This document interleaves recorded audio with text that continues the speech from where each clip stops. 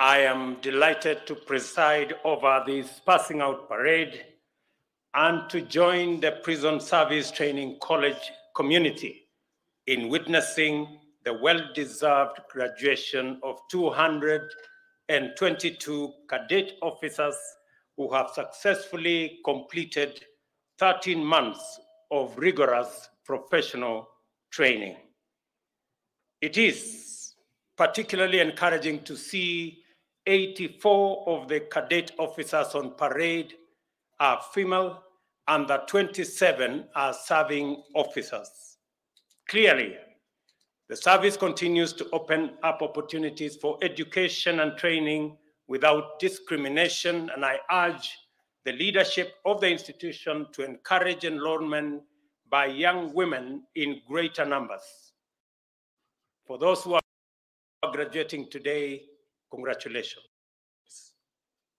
Correctional services are a vital function of our penal and national security framework.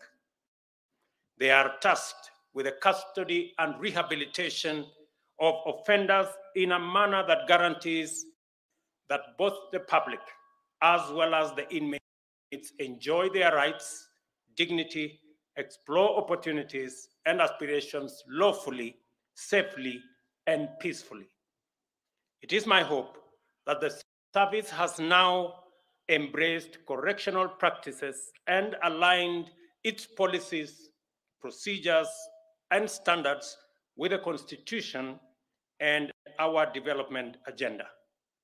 The shift in the correctional service paradigm from punishment and retribution to rehabilitation and correction has opened up novel possibilities with important implications for our development program. In particular, the rehabilitation and correction framework focuses on reform, redirection, as well as the empowerment of prisoners for effective social participation. To reduce a prisoner's likelihood of returning to antisocial conduct and increase their capacity for gainful activity, correctional services now impart knowledge, skills, and training in various arts and crafts. I have considered the various fields in which the service trains prisoners and noted with great satisfaction that they align with the government's commitment under the bottom-up economic transformation agenda. Under agriculture and food security agenda, we intend to feed the nation and drastically enhance our agro-industrial output. Many correctional institutions have huge tracts of land that should be put to full use and join the government in fulfilling the food sufficiency commitment. These institutions have duly been instructed to ensure productivity and increase in incomes. More specifically, for the prison department, we are going to provide, as I committed, 67 new tractors and other implements and equipment that will enable the prison department in the lands that they have to put under production 8,000 acres to produce maize, to produce rice, vegetables, and other produce that will support the government program on food sufficiency. Under our affordable housing program, we have set out to create millions of jobs throughout the building industry, construction of projects, extraction and preparation of building materials, as well as fabrication and installation of fixtures, fittings, and other accessories, among other activities. Under our micro and small enterprise, we intend to encourage the prison's enterprise by providing additional modern equipment to improve the quality of products that comes out of our prison enterprise industry so that we can better serve both the inmates with good quality training and equipping them with the necessary knowledge for them to participate meaningfully once they leave prison. We have embarked also on financial and capacity and other forms of empowerment for entrepreneurs to innovate, incubate, and curate business ideas into the next generation and to profitably engage in enterprise in various sectors and at different scales. The Hustler Fund will provide and make affordable funding available to support these enterprises, reduce barriers to accessing funding, and deepen financial inclusion. I am encouraged, therefore, to note that the prison service has placed emphasis in educating and training prisoners in various aspects of agriculture, including irrigation and mechanized farming.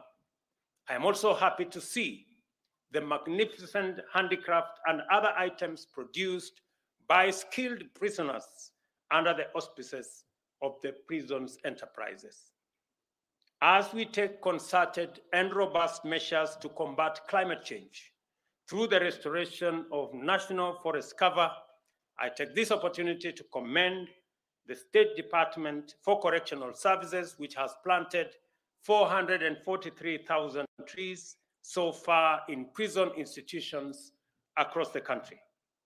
This impressive number excludes the 2,000 trees planted under the Community Service Order Afforestation Program, 5,000 trees planted at the Kiambu Forest in Kiambu County, and the Marmanet Forest Initiative, which aims to plant an additional 100,000 trees.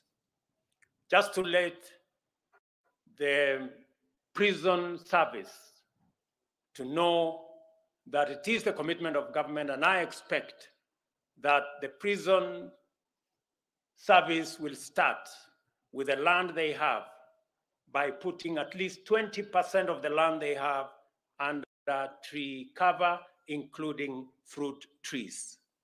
I also expect the prison service to participate robustly in the production of seedlings for our program on planting 15 billion trees in the next 10 years. I also applaud the State Department for producing varieties of seeds for different ecological areas.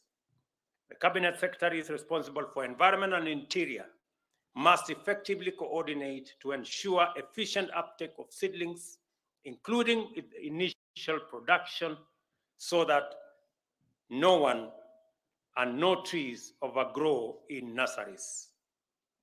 To solve the problem of overcrowding in our prisons, free up land in urban centers for critical public services, and provide more space to accommodate prison population and training facilities.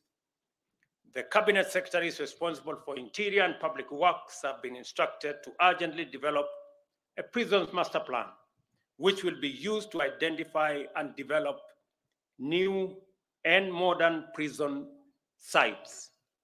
This will provide ample opportunity to impart necessary skills, training, and education through correctional services in the spirit of rehabilitation and reform.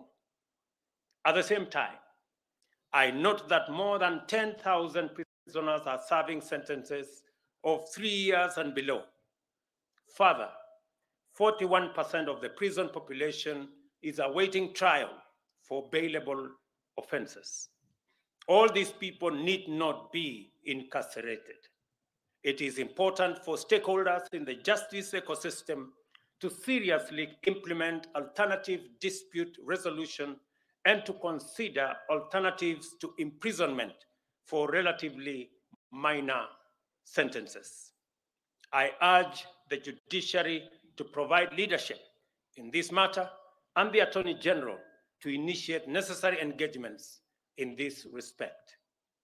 To graduates, assembled on the pass out parade, your assignment is clearly spelled out for you.